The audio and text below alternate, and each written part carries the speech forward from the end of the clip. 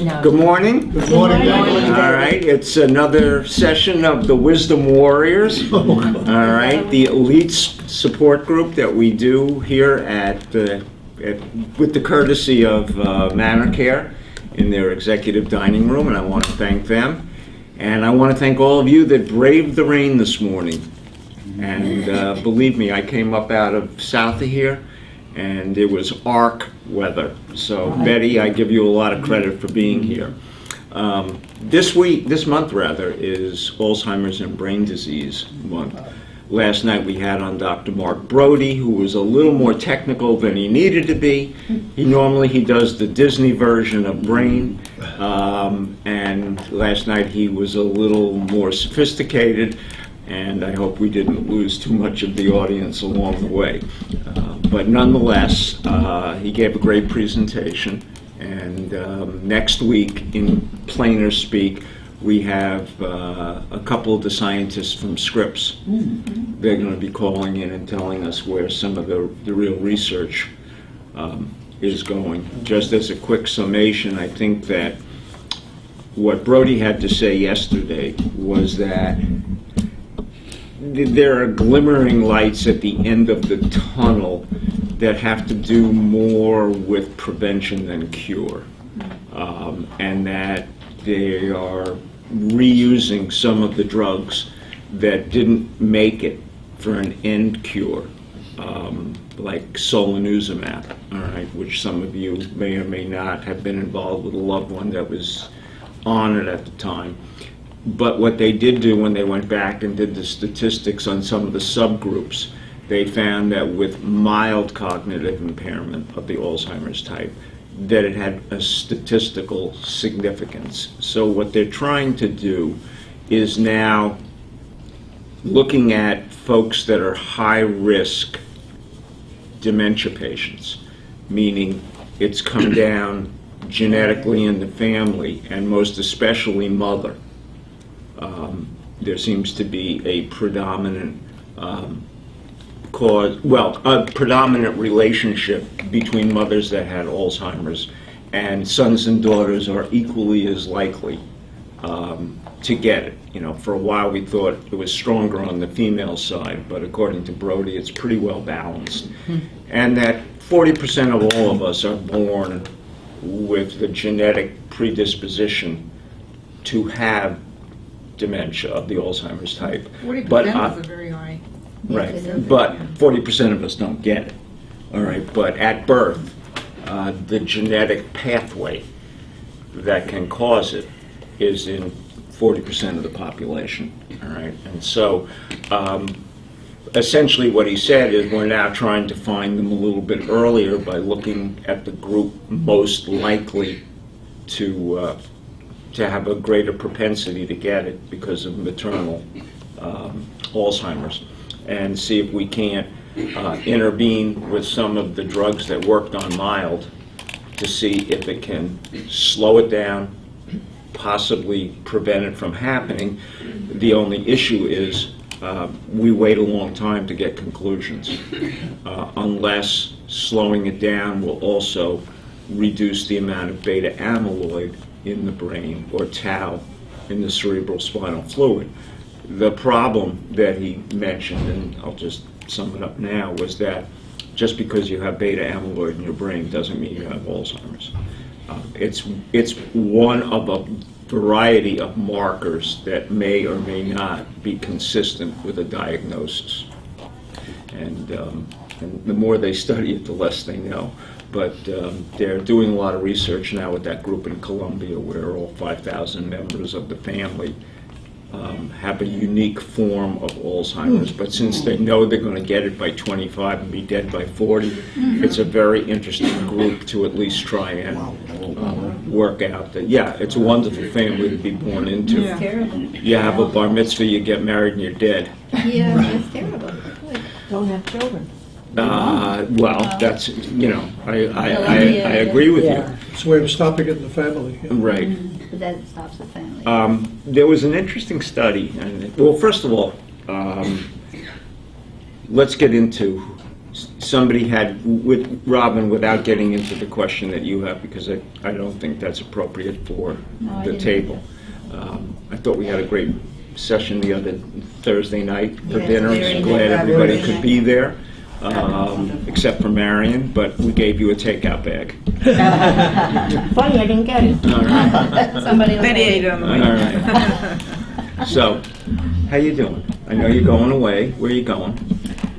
Flying up to Raleigh and then driving up to New York with my daughter. We have an unveiling on Sunday in New Jersey. We're Okay. making kind of a road trip out of it. And then Sunday we're driving back to Raleigh, and I'm staying there till Thursday and flying back from North Carolina, from my Okay. daughter's house. And anybody else taking a vacation in the next week or two? No. Neither am I. But a couple weeks back, we got into the issue of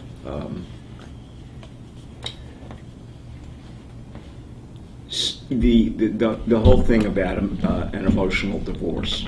And if you recall, that during that conversation, some very important things got said. Irving, who's still out, really came forth with not so much of an emotional divorce, but he characterized the loss of his significant other to being sent to Montana to be with the daughter since they weren't married and he couldn't follow them, and how he went into a deep set of depression to the point where he was considering suicide. And had it not been for the intervention of the VA and some good psychiatric care and some good medication, he might have acted on that. Now he's kind of back to a much more normal position. He was in the hospital earlier last week, and he's made his move into his new digs. Right. But I do want to pick up, because it was a good conversation, and I really would like to get it back on tape. All right, the concept of emotional divorce we had raised on the show about 4 or 5 weeks back with a woman by the name of Vicki Kind, and she was a PhD bioethicist. And so she was talking about not only I raised the emotional divorce aspect of things, she chimed in with a few things afterwards, and then she put it out on a network, social media, and it caught a real firestorm. All right, of people that said, how could you break your vows? What is this all about? Whether it was for religious reasons, ethical reasons, it really created a good bit of turmoil.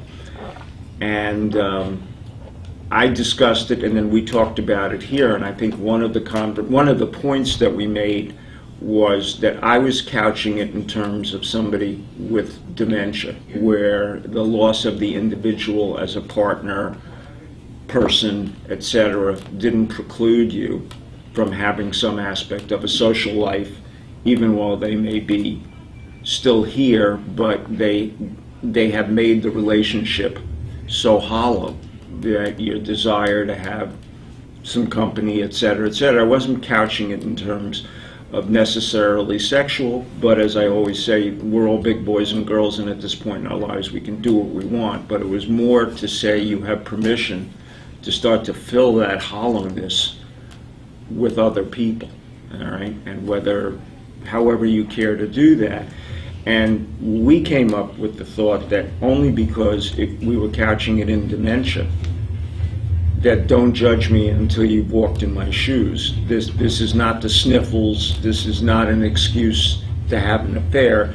This is a legitimate concept if you subscribe to it, because dementia can be a long-term illness, and it slowly saps everything, not only from the individual who has it, but family, spouses, significant others around them. So I want to pick the conversation up from there. And Bernice, I think that you had some very interesting things to say, only because your husband is still here, has had dementia for a while. You subscribe to the way you live your life, and right now it doesn't have, other than the family that we have created out of the support group, anybody else right now, at least that you've mentioned, to fill any of that. And I was interested to hear your perspective a little bit on how you view that. Well, thank goodness for the support group, which really helped me a great deal. It's very, I can understand people wanting to socialize, go out on dates.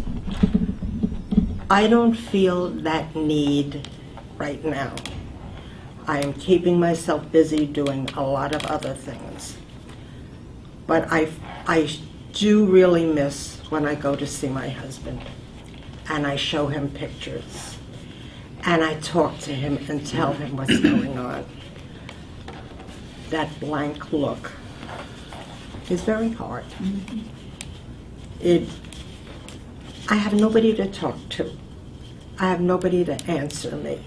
Sure. I get a smile, and it's very, very difficult. It really Sure. is. But I also feel that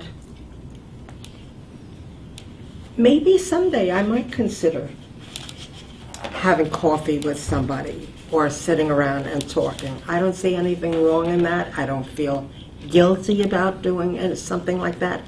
The time has not come yet. Okay. And somebody will be very lucky if they Yeah. decide that. For sure. Absolutely. Well, Yes. that we all know. Yes.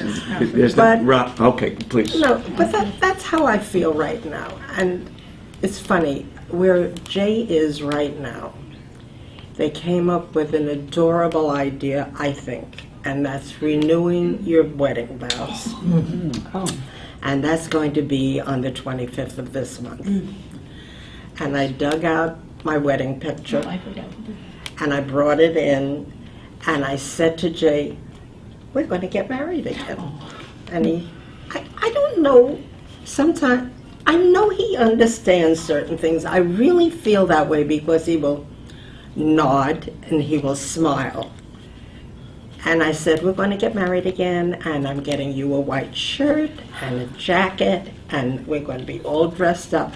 And after all these years, isn't that wonderful? I bought a ring for you, and we can exchange rings. And he kind of smiled, and I really think this is not for the residents there. This is for the spouses that come. Of Yeah. course, of course. And it keeps a connectivity. Absolutely. And what I love about this place is that they come up with all these wonderful and interesting ideas. There's always something, and what I love most about it is whatever they do includes the family. Oh, that's nice. It's very family oriented. That's nice. They did that where Norman goes to daycare at the Advent Lutheran Church, which is run by the Alzheimer's Community Care. in April. Happened to be the day of my surgery, so I remember the date. And Norman had told me about it a couple of weeks before.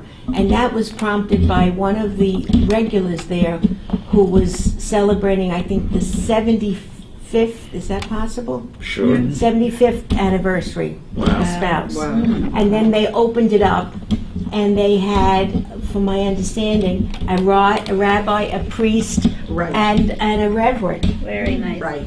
And they sent out literally like engraved invitations to the families. That's great. And What if you were married by a notary? I was. Yeah. Well, a lot of people, my daughter. I actually marry people. But I wanted to... Wait, as a judge's daughter, you're entitled to marry? No, I was a people? notary. I married 3 or 4 couples. It was fun. But Oh, Marion, did you finish the thought? But that I'm you just had? saying that my problem with my husband, because I can talk to him, and several of you who were nice enough to come to my party met him on Saturday, and I talked to him several times a day, but he doesn't always remember, conversations that we had.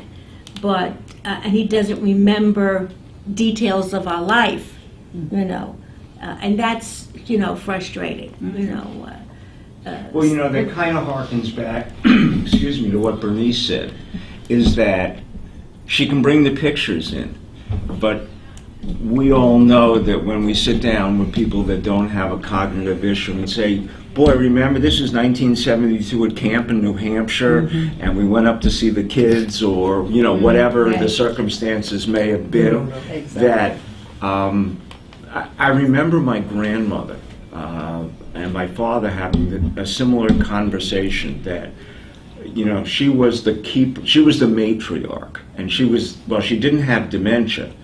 She might as well have the way she ruled the family, because she only heard what she wanted to hear, which is either selective deafness or dementia altogether, when she would give you that stare.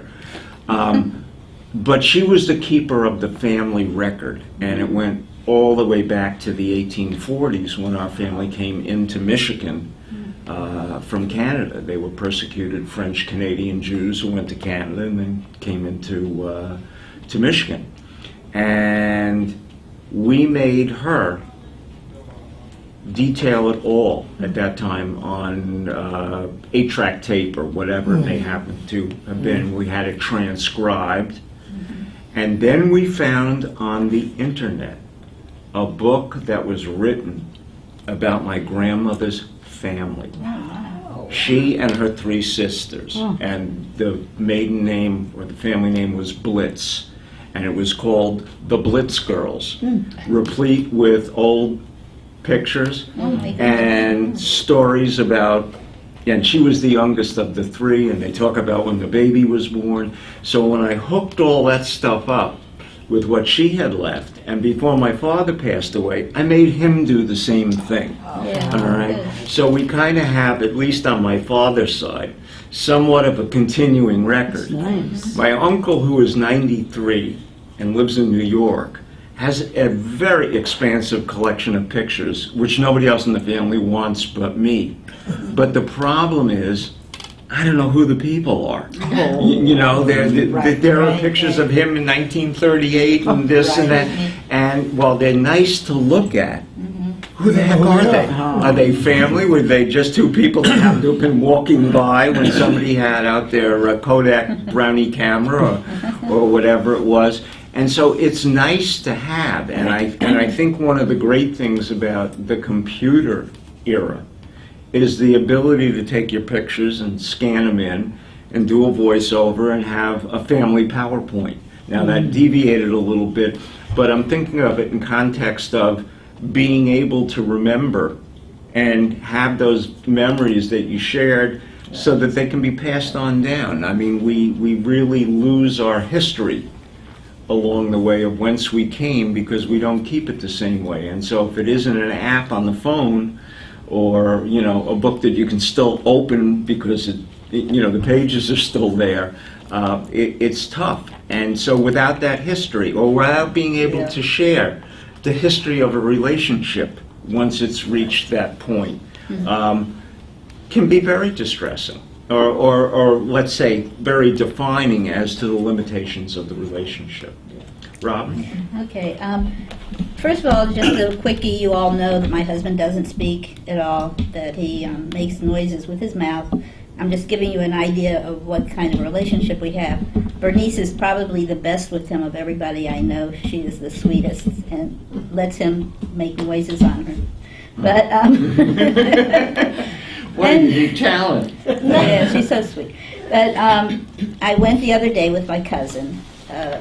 This is cousin, but she fixed me up with my husband, and she's got a real strong feeling for him.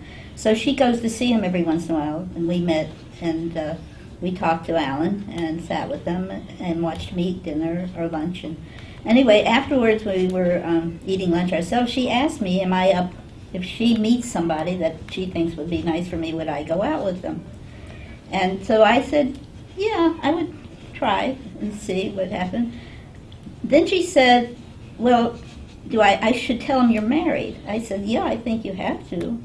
So then she said, but I don't want to tell him why you're looking to go out. I said, well, if you do not tell him about Alan, then they're going to think that I'm out there looking for sex and cheating on my husband. I didn't want that. So, I think you have to let someone know exactly the situation you're in. So anyway, that was a story with Linda, that she didn't want to let anyone know about Alan's situation, which maybe was more protective of him since Well, she had maybe because the situation to explain it's can be difficult. awkward, Yeah. especially when it's coming from a third party, It should come from you. all right? Well, if she's going to fix me up, I don't want her to fix me up and say she's married, but not, you know, I mean. Either tell the have to whole tell- story or don't Tell tell anything. anything. Right. Or just simply say, there's somebody Have a friend. you'd like to, you might like to meet, all Yeah. right? I don't know if it'll happen or not, but she's Well- out there and She- Scouting for she's you. single. Okay. I think that's very important from the beginning to know Honest. exactly, yes, for Honesty. you I to think be, so too. you would Yes. feel better, and you have to clarify your relationship, no matter how small or wherever it goes. That, it seems to me, has to be mentioned immediately. Yes. I agree, and I also feel that if I go out with someone, I don't want them to think that we're going to jump into bed. That's because what we I went mean. in- Well, we Take your went time, take your time, don't jump. out, walk. And I think that is a big part of what the word emotional divorce means. I mean, it's difficult to put the word. It's more like there's a lack of kind of personal human contact, all right, that you've lost as a result of somebody with a degenerative cognitive brain issue, all right? And in looking for somebody to just share some of your time with, all right? I mean, I agree with Betty. It has to be at least put in context so that nobody's running under any Right. false conceptions. And I'm not saying whether or not somebody's ready to jump in bed. I always say, you don't need anybody's permission to do that, but we're talking about a concept of filling that gap while that person is still alive. Obviously, once they pass, you're a widow or widower, and you're free to It's okay, pursue, yeah. you know, what you wish and how you wish. But it always seemed to me that it left a lot of people at the end of the day leaving the dementia facility with a real half-empty glass. And, you know, not to be able to go, like I said, have a pizza, a cup of coffee, get on the phone and share some of the day's good, bad, and the ugly. I think though it should come from you, not from your cousin. In other words, if you set up a coffee date, he doesn't have to know before you have a cup of coffee what your circumstances are. But you could sit together, and as you talk, Right. you divulge Right. the And situation if rather than this- her. Excuse me. Well, I don't know if If it's this original. person doesn't accept what you're telling him from the beginning, he's not the right person. Oh, Well, he's not the right person you. for now. That's what I Right. mean. Yeah. And some people may have very strong feelings about that. You may find a kindred spirit who has a wife in the same position as you have a husband and said, That's true. Right. we can kind of be companions in a shared experience, Right. all right, if that's a better way of putting it. But I think in any relationship, honesty is a very important ingredient. all right? yes. But I don't think you It's the have only way to to go. put a sign on your forehead as you walk in to have a cup of coffee and say, my husband has Alzheimer's and that's why I'm All here. right, Okay. You know, Honesty in any marriage yes, anything. is uppermost, first. Oh, I've never honesty. questioned that I shouldn't be honest, believe me. I Okay. You know. am. But I also have to say that all along with this, that in my heart, I don't know what I would really do if it comes to the point where someone actually said, would you Okay. like to meet somebody? So, you know, I think I would, but I'm not sure Well, how I you- would. You will know. I have at not the- gone out with people. all right, but if it had a tail on it, would you like to meet somebody for a cup of coffee and have a chat? Maybe. I mean, does that don't know. sanitize it a little She's bit not more? sure. You know, as opposed to I'm just... not really sure. I'm sort of Robin, wavering. you will know. Yes. Right. When the time If it comes. yeah. Exactly. I know a couple, and I've kind of lost touch with him, but his wife was in a facility for many years with dementia. And when I met him, he was already with this woman, Gail. They had been together 3 or 4 years at this point, and I knew them at least another 6 or 7. So they're together a minimum of 10, 12 years, while his wife is in a facility not knowing who he is, completely oblivious to the world. And I think about why should he have, I don't want to use the word wasted, but, not lived his life for 12 years when he had a happy relationship with Gail, and they were a couple, and they had a social life, and they could go on vacations, and they could travel, and they could live a life like a normal couple. And I was very glad of the situation, and it was at the point where his whole family was fine with her, they loved her, and she was a member of the family at this point. And even though his wife was still alive, it's just, he went to the home to see her, so did Gail. Not every day, obviously, but you accept it after so many years. He had to go on and live a life, and I was very pleased for their relationship. It's a long time. Well, without naming any names, we know that we have somebody within our support group that has gone down that exact set of circumstances. Gentleman's wife is in a dementia facility. Her dementia is advancing. A third party introduced them for a cup of coffee or whatever, and they became an item, a couple, and they're doing exactly what you talk about. All right, they're traveling, they're enjoying and yet she is, for all intents and purposes, very devoted to the wife and goes out of her way, I think, to engage her while she's at the facility to the extent that she can. And when I look at it and knowing the male party that's involved in this, and he may see this at some point in time, so I would say it to his face, I think they have a great relationship, but I think that Lynn really keeps him propped up. I think he has every tendency to go right back to the same trepidatious individual who couldn't make up his mind every time they would say, we have a bed available, to move on and move in, because I always feel that there is still with him an anger that all of this happened. And I think we all have that. I understand that, and we've heard people in our support groups talk about, if you recall, some very early on that said, I'm angry. Yes. And we said, what are you angry at? I'm angry at my husband for getting the disease. We had that not too long ago. Right. And so, and I think at the time we said that she was saddled with all of the responsibilities that she was unprepared to assume, practically as well as emotionally. And if you recall, I said to her, if he'd had cancer and could still engage in conversation and do the things, would you be as angry for him having a different kind of a terminal illness? And I think her answer was no.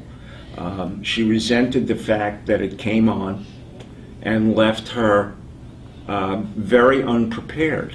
It's kind of like he may not have recognized it, that it was coming, but he didn't go through some of those things like, here's how you pay the bills. Here's where you find this. Here's where you find that. I'm doing it right now, not because I'm planning on leaving, but I never know.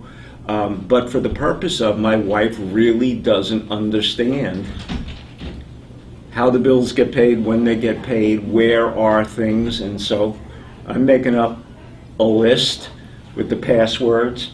I'm making 3 copies and I'm not keeping it on the computer. All right, they're on a flash drive, and I'm starting to update them as we go along, because I don't want to, if I get hit by the bus leaving today, leave her unprepared.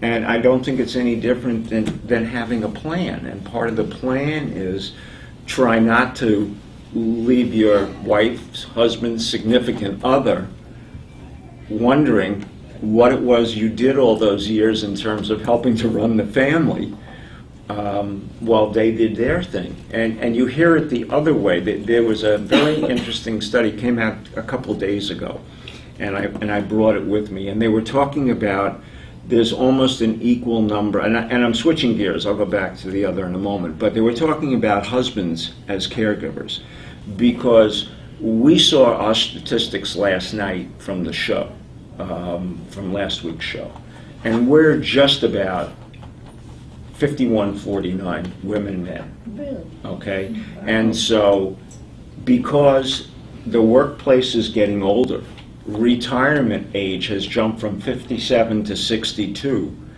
And I would suggest that within the next couple of years, it's going to be 63, 64, 65, because people need to stay in the workplace now that they've realized that they may not be as financially and otherwise prepared, that they need the engagement, not only for dollar purposes, but socially and for an identity, especially with men who view themselves, as the, who are you? Well, I'm the vice president of the job.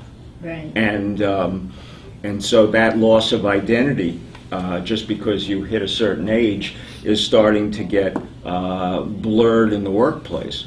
And we discussed last night, just very briefly, the predicament that businesses are having in allowing, especially men, to become more identified with caregiving, because they are the ones, as well as women, who historically by gender have had that role and are increasingly in the workplace.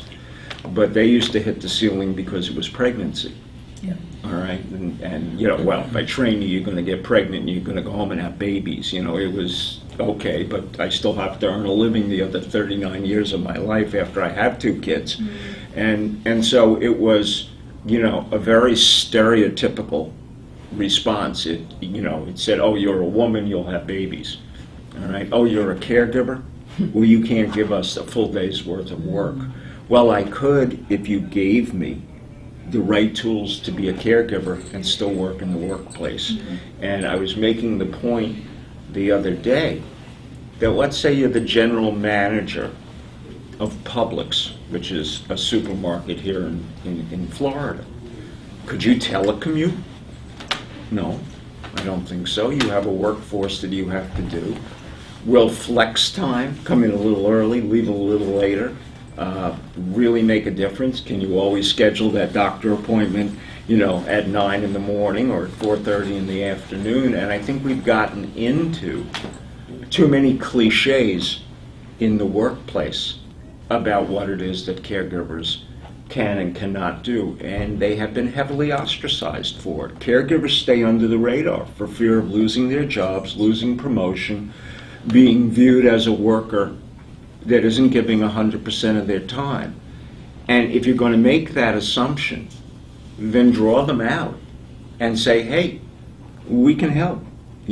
Would a support group at lunchtime help? Would being able to contact somebody besides a geriatric case manager and have referrals to nursing homes and assisted living that you don't even know what you need them for? And having been in this industry a long time, that's still the state of the art. If you have serious caregiving issues, you will not get them readily addressed. Without saying anything about me, but the kinds of caregiver groups that I run and that you people have been a part of answer questions as opposed to trying to heal caregivers. All right, that's a point I've always made. And it's practical problem solving. And when you're in the midst of a mess, your view on things is not always as clear as it could be. So anyway, the study which I have in here talks about men, men as caregivers, and that they're less reluctant, or they're more reluctant to reach for help. All right, they're going to figure it out themselves, just like I don't need to stop at the gas station, I'll figure out how to get to Peoria from here. Or, don't give me the directions for the erector set, I can put it together blindfolded. Harv, how do you feel about that? Do you, as a caregiver, you come to the group, all right? Do you come because you feel it gives you support and information? Do you come because it's the thing to do? How do you position yourself as a male attendee of a support group? I come here because it gives me support, and that's what the group is for. And without this group, I don't know if I would, I just don't know where I would be today, because they have been a big help to me. I don't talk much, but I listen a lot. And I became a caregiver because I felt that this is what I had to do and this is what I wanted to do for my wife. And now she's in a facility. It will be 7 weeks tomorrow. And we're both going through a big adjustment period, and it's tough. But without this group, I don't think I would. You were very hesitant to put her in. Very hesitant to put her in. In retrospect, Yes. how do you yes. feel? She's where she needs to be, Okay. and Which is helping you get to where you need, right? yeah, it's helping me a lot. That's what this group is all about, support groups. Because people come in, excuse me, they don't know what to do. They really don't know what to do. To them, it's Well, that's where I a was. brand new topic, and it's a very heartbreaking topic. But now when you come in, you have learned, obviously, from others around you, what to expect Exactly. and how to handle it. Exactly. And you're very fortunate in that way. Most people are very fortunate to be in the group here because that's exactly what they're getting, support. Support. I don't know if you remember the first time I came into the group, and I was asked by David why I'm here, and I said, I don't know why I'm here, because I don't. And at I'm that not point, your aware- wife was high functioning, Yes. and you had all of the denial walls up. That's right, that's right. But as time went on, and I kept hearing what was coming down the road, it came. Right, And, yeah. and here I And am. so at least it gave you a greater awareness. You know, I'm amazed at how many men actually are in this group. You expect the support group to be like all women, and you come into, and we're not quite 50-50, but we've got a large number of men in Yes. the group, which Well, is really if very you go good. to homes and any of these facilities I've been at, it's 70% women there. No, they outnumber You mean the men. residents? Residents. even as far as residents. Yeah, as Right. far as So what happens residents. to the men who were, Then that's just Bachelor. it. What happens to the men who are bachelors? As David said, there's no courses given on caregiving. So where do you get that information? I think David probably gives more information out to the world. Than anybody. Than anybody. Right. Right. And And I they're want- lucky that he's been able to transmit this as well as he has. Exactly. David, you said something that I never put into words, but everyone talks about how special our support group is. And why is it special? And I went to other support groups, and what you did was you heard war stories and people trying to heal, or not even listening because they're busy thinking about their war story. And you said that you want to answer questions rather than heal people. You're not going to tell them what to do, but you're going to explain what's going on. And I think that makes this group different. Everybody here, they might have an answer to a problem, or they can tell you how they went through it, but also you are The most knowledgeable. The you are answering facilitator. questions. That's right. And I think that makes it different than the typical Well, support Not group. only answering questions, but giving out important And giving Information, yes. and where we Key can word. go and how to find out about Right, everything. right. And that we thank you for. Yeah. Yeah. Well, You that- bring out, You know, You're not looking for it, but the fact of the Right. matter is that you do help everyone so. you Right. mentioned subjects that are relevant to everybody. Each person here has different situations, as you've mentioned They're all many fingerprints, times. right. However, you elicit all these questions that are within each one of us, and the answers come out not only from you, but from everybody else. It's a different source of information. And I want to make a point for the benefit of those that will see this tape. I keep calling it tape, Freddie, I don't know what to call it, the digital record. But the point is the following. People say, well, you know, I'm only 55, I'm only 48, and you have a group of people sitting in front of you that are obviously from their late 60s to wherever, myself included. How does that give us, the younger person, the perspective on what we have to do? And I would say that one of the reasons that I think this group and why we film it, I mean, obviously I do a number of groups, but this is the one that I've chosen, is because no matter what age you are, the information that we discuss is virtually ageless. All right? It may not be a spouse to a daughter for a mother, but the issues are very much the same to a point. Yes, they may still have children at home. They may be having spousal issues. It may be that mom conflicts with their entire social life and who they are and how they identify themselves. But it's nothing that this group hasn't gone through in its own way.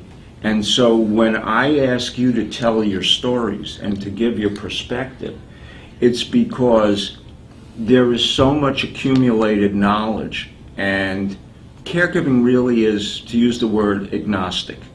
It doesn't care how old you are, how old the person you're caring for, what the disease is, how much money you have, whatever.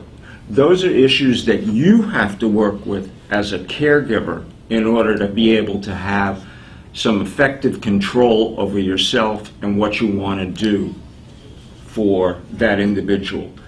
For instance, and just as a quick aside, I had a phone call last night at 11 that came back again at 6:30 this morning. It's a gentleman that flew into New York, from New York. His father is 89 years old. They've had him in a nursing home for 7 years on Medicaid, and he's on all kinds of artificial feeding, artificial, get him to move his bowels, etc., etc. The doctor that is the one in charge who is seeing him at the hospital at the nursing home is one of, and he will not write for hospice. Why? Oh. Don't know, couldn't get into all of those facts, all right? And you can presume anything nefarious that you want to, but they've had this man living artificially for a while. Oh my God. A week ago, he was competent enough to sign a document for them, and 5 days ago, he was incompetent to sign a healthcare advance directive for the son that came down to try and do something. I said, you can't have it both ways in a week. And he was smart. When he did his, he filmed it. All right? And I told him to take it to an attorney.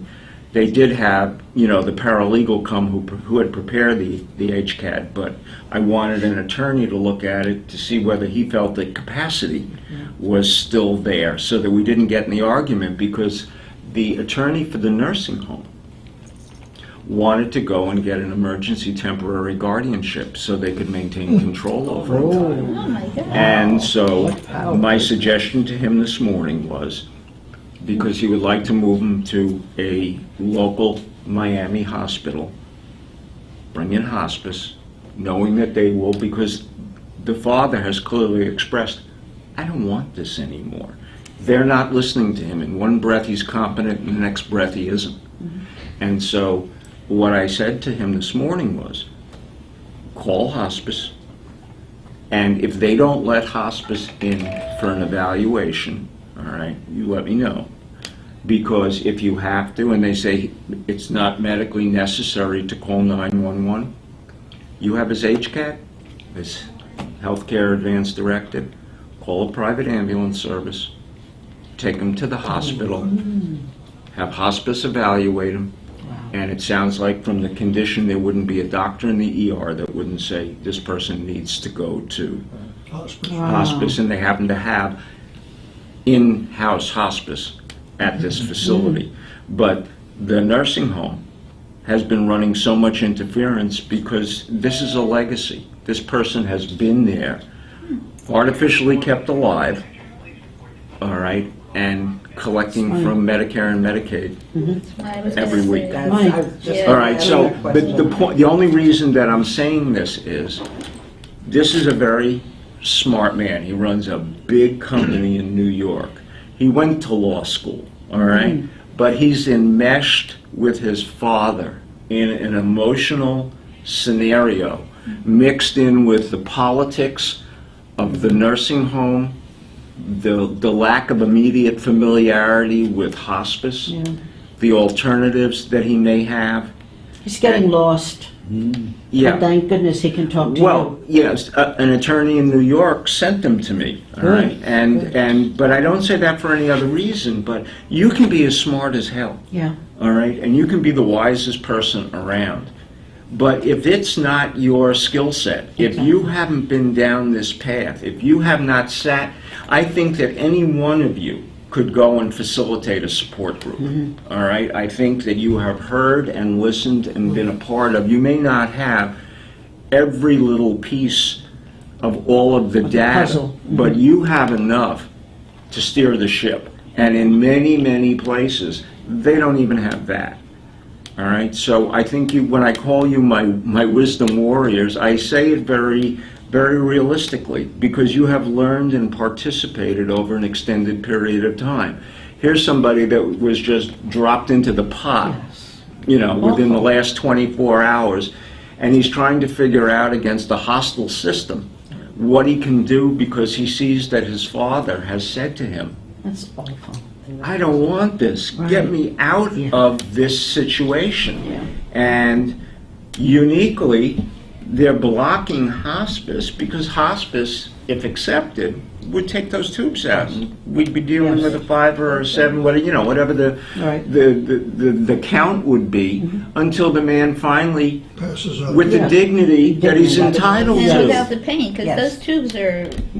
Not only that, infections and this and that, Yeah. and Well, it is a To blight what end? on the To industry what end? when I hear stories like that. Are they The afraid of story, being the sued? story this week about Casey Kasem made national headlines. Yes. Where you all know the With his wife. details. The difference between children from his first marriage who wanted to honor and have a dignified end, and his second wife of many, many years who was keeping him alive artificially and legally had to get involved, and when presented with the medical data saying that it was causing him pain to be artificially fed and nurtured, voted with the daughter, supported the daughter, and allowed him to die in a matter of days.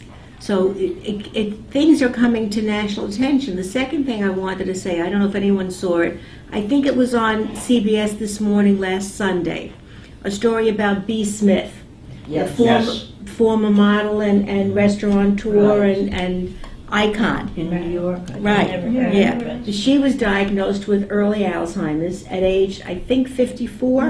Right. And they decided to make it public to share information and to lift some of the dark veil. And a hugely successful woman, and didn't know what it was for a long time until it was finally diagnosed, I think, with the PET scan. So there are stories every day I hear, not every day, but more and pretty more, much. we hear stories. And just the other day I heard something about the percentage of caregivers, which I think vastly underestimated compared to what you've told us, David, the number of people who are caregivers. Well, And they use that term caretakers, which Right. I object to. I object to it too, and I have for a long time, and I've also, as you may have heard I also object to the word informal. There's nothing informal about what you do. You're simply unpaid. You have some of the toughest jobs imaginable, and the clinical healthcare system, if they had to do what you do day in and day out. How do they categorize it informal? Where does that come Formal from? means you're paid. You come from a home health care. don't have a You're a uniform. nurse, Oh. you're an LPN. Illegal. Well, kind of. let's just say you earn an income from Oh, it, all right, okay. as opposed to tag you're it, all right? And the point you made about taking the mystery away from it, We had somebody in the group for a very long time, and occasionally she comes back, Rivian. Rivian did the same thing when they were living in assisted living before her husband went in a facility. She went and told everybody in the place, my husband has Alzheimer's. He may forget certain things, he may, stumble over issues, etc., but she demystified the process and allowed him to maintain his dignity until it had reached a point where he did need to go into a facility. But everybody knew it. Nobody shied away like it was some kind of an infection. If anything, they were more understanding. Whether they knew every little bit that they were supposed to was unimportant. But she went right up front and said, I'm going to take the mystery out of why, if you ask my husband something and he doesn't remember, or he can't recall your name, or he doesn't remember your face, please don't ostracize him for that, because he has Alzheimer's. How did the staff react to her? It wasn't staff, it was everybody in the Right. place. The- They embraced it. I understand that, but when she made it public, so to speak, Right. how did the officers, You mean, how did the facility Yes, respond? yes, The to her facility reaction. responded not inappropriately. They said, you know what, and they went back to her and said, in all honesty, we wish everybody Oh, that was hiding Yes. dementia and independent living, That was the all right, correct would be handle. candid enough to come forward and say so, so that the They can handle population it. here and everybody can deal with it Yes. in a dignified and a proper manner. They didn't ask to get this disease, they got it, all right? And it has a whole host of things that happen as a result. If people are aware, sure, there are people that are cruel and, don't give a damn, but the preponderance of people, especially in a situation like a continuing care retirement community, they don't need somebody to come up eventually and say, my loved one has Alzheimer's or Parkinson's. They can see it for themselves. But to take it off the table right from the beginning, I think allows everybody to have a calmer existence and not play a game. Absolutely. And so I think that's very important. All right, I think the same honesty that we were just talking about, and whether you wanted to go out and have a cup of coffee, I think honesty when it comes to Yes. these kinds of things. Most definitely. The only time I've ever seen honesty compromised is when somebody may have a terribly terminal illness and the family gets all shook up about telling them about it. Sam would be better off not knowing about it. Mary, shouldn't know, let her have her last X days. But she knows she's gone through, or he's gone through, all this testing and all the rest of it, and all of a sudden somebody doesn't come out with an answer. Well, we're going to do more testing, or we're going to put you on this or that or the other thing. I mean, they're not stupid.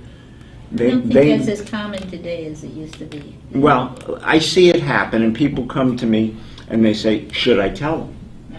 And I said, yes. But you don't have to go in like the old singing telegram. Yeah. You Like- have. Like thunder. Yeah, exactly. There are ways to handle it. And I think that ultimately everybody's looking for the same thing. Independence, dignity, and a quality of life. And no matter what form or shape that takes, we're all entitled to it. Yes. All right? And so going back to this group, I think you have come to recognize the shared reason that you all have in trying to maintain your own independence, your own dignity, your own quality of life. And you have come together as a family. And sitting around this table, you are a family for the world, whether you recognize it or not, in speaking the wisdom and the truth of what you know to be the case because you've lived it, you've seen it, you've heard it, and you respond to it and articulate it very, very well. Very few people anywhere in this country, anywhere in this world, have the benefit of a collaborative wisdom that you people have. Now, maybe a little more focused at times on dementia, but not everybody here had dementia. But you're smart, and you know how to use those smarts. And that's why, when we meet, I so appreciate, even though at times I'm dominating it with my conversation, but I'm trying to make a point for the camera, that what comes out of wise people is wisdom. And it doesn't come out of a book. It comes out of experience. It comes out of the interplay of exactly what you said. I walked into the group and I didn't know why I was there. Well, now not only do you know why you were there, and the group and everybody else helped to lead you to certain solutions for the moment, and now you're here both to gain for yourself, but also to participate in the needs of everybody else, whether they're on that camera or they're sitting around this table. Eleanor. I want to say that I was in denial for 2 years about Buddy's condition. Everyone else realized it but me. And it was my daughter who went on the computer and checked out about dementia and Alzheimer's. She also was the one who got me to come to the group. She was given about 4 or 5 places to go. She was very smart when she left me. She says, I'm leaving you this list. I would like you to look into going because I think you need help. Yeah, okay, leave the list. I looked at it and I chose where you originally were. I don't know why I chose that. There were others closer. But that was the best thing for me because I was in denial. And I didn't say much at first. And I listened. And everything that everyone around was saying, eventually, it came out with Buddy. And when I had to put him into a facility, it was my kids who did it because they saw what it was doing to me. I still was in denial. I would not tell him what his real problem was. He kept asking, there's something wrong with me. What is it? And I only said it was his diabetes, his heart. I could not bring myself to use the word dementia to him, which may have made it harder for him, knowing... For you, you were keeping a secret. Yes, and it did take a toll. But listening to the group, I learned not only the comfort it gave me, but the knowledge that when I was faced with some of the things that people had said, I looked back and I said, oh, so-and-so said this is how they handled it. I learned to be a liar because of not wanting to tell him the truth. If I was going someplace, it was a little white lie. Which is always acceptable. Which I learned from this group. Without the group, I don't think I would have gotten as far as I have. Everyone was there for me while I was going through it. After he passed away, which will be a year and another week, and even my illnesses. This group has given me so much strength that I don't think I can go without it. It really killed me not being here for 5 months You missed it. because of the support. But I still got it. The people that called me, that came to visit You got me. the teddy bear. Yes, I did. But to the end, Buddy realized I had spoken to you, we got hospice. That was the best thing to do. Because he begged one day to the nurse, why don't you let me go? I've had it. I don't like this life. And it hit me and my daughter at that moment, what he was trying to tell us. And they brought in hospice. You never had to say a thing. And he knew it all along. The only thing he was asking for was validation. Right. Buddy was not dumb, No, all right? no. He just wanted a name. And when hospice came in and they made him very comfortable, it was our wishes anyway. That's what we had written a long time ago. It was the most peaceful week that we had with him. That he went out in dignity, and it was his wish, because he even told the hospice nurse, "Do you want me to give you a punch in the face?" And she said, "Not really."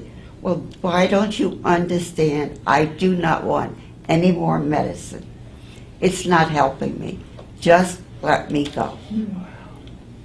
And on that note, I don't think anything else for this particular session can be said.